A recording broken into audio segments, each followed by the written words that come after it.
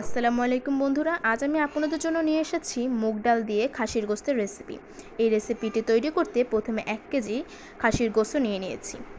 এর মধ্যে আদা বাটা, রসুন বাটা, জিরা বাটা, ধনিয়ার গুঁড়ি 1 চামচ, দারচিনি 2টা, এলাচ 5 থেকে 6টা, তেজপাতা 2টা, পেঁয়াজ কুচি এবং মরিচের গুঁড়ো 1.5 চামচ, হলুদ 1 চামচ, কাঁচামরিচ 4 থেকে 5টা এবং সয়াবিন তেল দিয়ে ভালোভাবে মাখিয়ে নিতে হবে।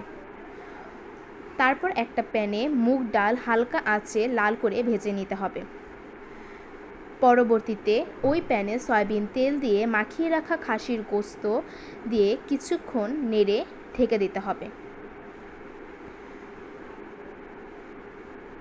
ততক্ষণে ভেজে রাখা মুগ ডালগুলো ধুয়ে পানি ঝেড়ে নিতে হবে। তারপর আবারও খাসির গোস্তটা নেড়ে ঢেকে দেব। এভাবে গোস্তটা কষিয়ে নেব। গোস্তটা কষানোর শেষে এর মধ্যে গরম পানি দিয়ে দিতে হবে, যতটুকু ঝোল রাখতে চান সেই পরিমাণ অনুযায়ী। তারপর ধুয়ে রাখা ডাল দিয়ে দিতে হবে। দুঃখিত বন্ধুরা, এডিট করার সময় মুগ ডাল দেওয়ার অংশটা কেটে গিয়েছিল। পরবর্তীতে পানিটি ফুটলে তার মধ্যে গরম মশলা দিয়ে একটু নেড়ে তা পরিবেশন করলেই হয়ে যাবে মজাদার মুগ ডালের সাথে খাসি